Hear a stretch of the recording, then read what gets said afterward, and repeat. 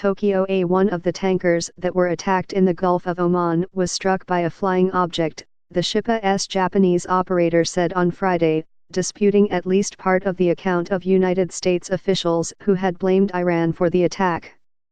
Our crew said that the ship was attacked by a flying object, said Yutaka Kadada, the president of the operator, Kokuka Sanjyo. Secretary of State Mike Pompeo said on Thursday that American intelligence agencies had concluded that Tehran was behind the disabling of two tankers in the Gulf of Oman, a vital conduit for much of the world's oil. Senior American officials had already blamed Iran for similar attacks last month against 4 tankers in the same area. Iranian officials denied any involvement in the events, a bright light in a difficult period of this nation's history. His life and ministry still speak to the problems of our day, where communities, neighborhoods, and churches continue to evidence separations among race and class and the disturbances that erupt periodically from these social contradictions, Bishop Perry said in a statement. Father Tolton is a model for priests and laity who live and work in these situations while they strive to work for harmony and peace among all, regardless their color, their origin, their language. There are 2 more steps on the road to sainthood. If church investigators attribute a miracle to Father Tolton, he will be beatified and declared blessed by the Pope. A second miracle would lead to his canonization, which would make him a saint. Church officials are studying at least one potential miracle that may have been the result of Father Tolton's prayerful intercession, the Diocese of Springfield in Illinois said Wednesday. The diocese said it and the Archdiocese of Chicago had spent 16 years advocating his sainthood. Father Tolton was born in Brush Creek, Mo., on a plantation owned by a white Catholic who had his slaves baptized and given religious instruction, according to a biography published online by the Diocese of Springfield. He was named Augustine after the Christian theologian from Roman North Africa, he said later in life.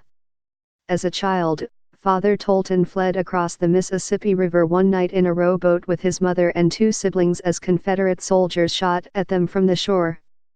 His family settled in Quincy, Illustrated, where he attended an otherwise all-white Catholic school, the church said. No Catholic seminary in the United States at the time would admit a black man, so Father Tolton had to study in Rome when he decided to become a priest. He did not think he would return to the United States and planned to work as a missionary in Africa, studying its history and languages.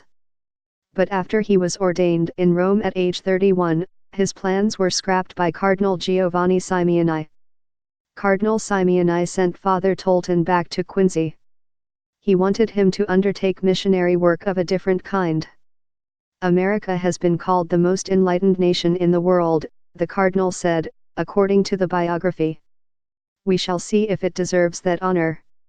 If the United States has never before seen a black priest, it must see one now. Father Tolton spent 3 difficult years in Quincy.